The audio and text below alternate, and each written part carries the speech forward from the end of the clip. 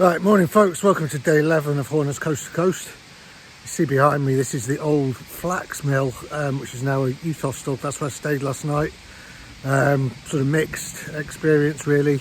Obviously only got in very late after yesterday's marathon. My room was right down the end of the corridor by the door.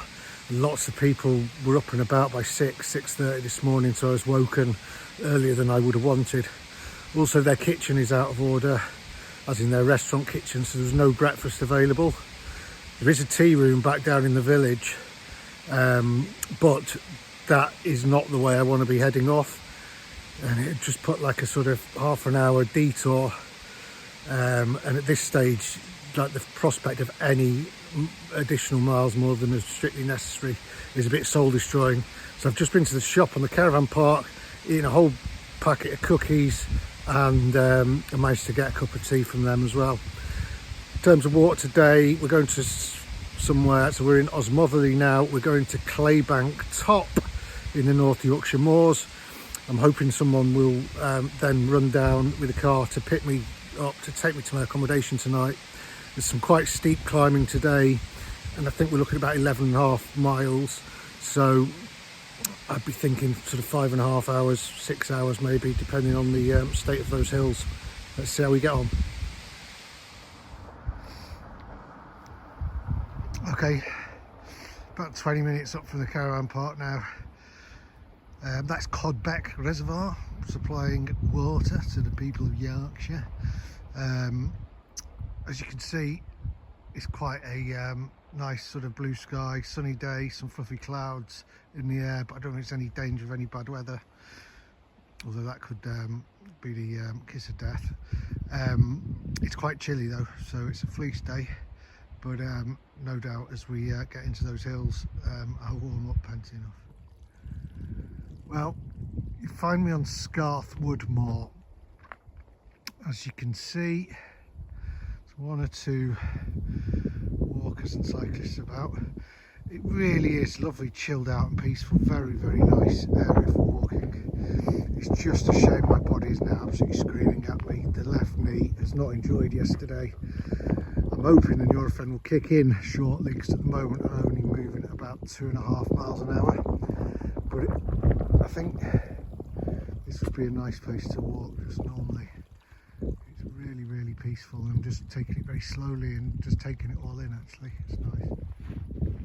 Right, I've just come over the first brow, and you can see for miles, or I can't, I'm not with glasses, but I'm on a northeasterly bearing at the minute, and I imagine over that way somewhere will be the industrial hinterland of Teesside.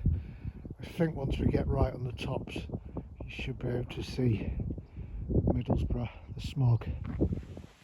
Oh bugger, these gradients, particularly on the roads, are my absolute nemesis at the minute. Okay, about 45 minutes, 50 minutes in, and I've just rejoined the official trail, although coast to coast isn't marked here. It shares some of the route with the Cleveland Way, which actually was inaugurated only like a few months before Wainwright published his trail. So I'm on a nice bridle way now on a what's pretty much a woodland walk. I'm starting to run the pain in my knee off a bit, getting in a better rhythm now, so hopefully shouldn't be too much of an impediment, just a minor inconvenience. Right, this doesn't look good. It's a very, very long steep slope. This goes as far as the eye can see. I'm going to struggle to hobble down this, I think. Right, I've just finished the descent from the top up there. It wasn't too bad. I've not passed since I left the road. I've not seen another person at all. It's like I've got this entire wood to myself. It's really, really peaceful, I have to say. Right, about halfway up. The first of I think 4 pretty decent climbs today. This one's about 1,500 feet at the top, which if you think about it is a good 1,000 feet lower than Kidsley Pike was last week. It's also a much more gentle gradient, albeit. So I'm right up on top of the moor now. I just assumed that this thing was another cairn. Actually, there's a sign behind me. It's actually a Bronze Age burial mound, and it dates back to 2000 BC. So that's over 4,000 years old, that burial mound. That is mental, really. Well, seems to be a recurring theme, this. I just no sooner got myself settled. It's icy wind, and I got myself settled below a copse of heather just down here, and a bit of a tree, and I got really comfortable, and it's all nice and dry. But now the rain has moved in. The clouds are moving quite quickly, so I'm hoping it'll only be a shower. But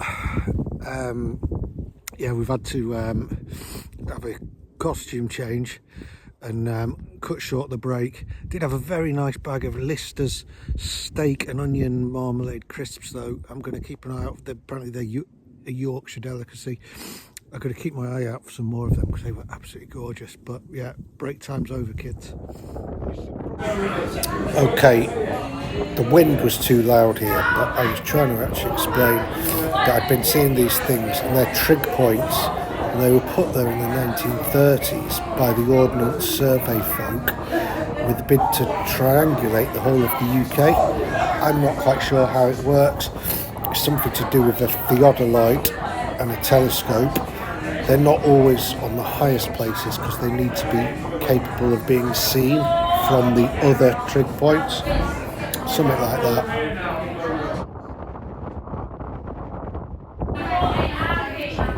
Again, still struggling with the wind. What I was trying to explain here is that the heather on the North Yorkshire moors is the largest contiguous population of heather anywhere on the entire planet. And when it's all in bloom, it makes a massive sort of purple field, which is meant to be absolutely amazing to see. Right, it's 2:10. I'm starving, but I knew that this place was en route. I just hope it's open. Looks a smashing spot, and it's sheltered from the wind. It's like a campsite, but it has a sort of cafe. Let's go and have a look. This is a much better walk today. Really enjoying the walk. This cafe, which I knew was en route, but you never know if they're going to be open, is an absolutely idyllic spot. There's a shop as well with loads of nice looking stuff in, so I'm going to have a little ratch around there in a minute. In the meantime, pint of Theakston's, and I've ordered the beef sandwich with horseradish, so looking forward to that. In fine spirits now. Well, predictably, as soon as I got comfortable, ready for an alfresco lunch, the heavens opened and it really did pour, which was fine. I went inside, and in fact it turned into a big hailstorm. So I was kind of lucky that I wasn't still up on the top. They're about to shut this place now, and I'm still waiting for it to stop raining. I've got about 10 minutes, and then I'm going to have to brave the elements. In terms of the lunch itself, superb. Just chatting to the fella in here, and all of the beef in this place comes from the owner's brother, who has a farm that's pretty much adjacent, and they use all of their own beef here. It really was a superb lunch. Right, thankfully I think we're heading towards the brighter weather.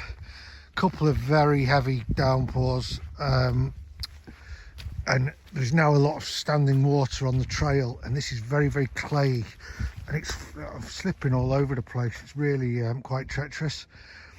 Yeah, it's just two heavy downpours, about 15 minutes each, and it's really changed the conditions for the day. That's a shame. Anyway, looks like that rain's finally gone, and the sun is back out, so I'm grateful for that, because it's just getting a bit mizzy. I'm hoping that this is the final climbing bit of the day. It's 5:15, and hopefully just over the other side is Claytop Bank. That's where I'm hoping to hopefully get collected to go into the village. I don't need an extra 40 minutes at this stage of the day. So as I lumber around here, loads of grouse keep taking flight out the heather, obviously disturbing them. I think that's a grouse. Actually quite graceful when in flight. just been steadily climbing for the last half an hour or so. There's some pretty good views here. I've half a feeling might be going up that one first thing in the morning. Not too sure, but that's my sense. There we go, another couple of game birds there.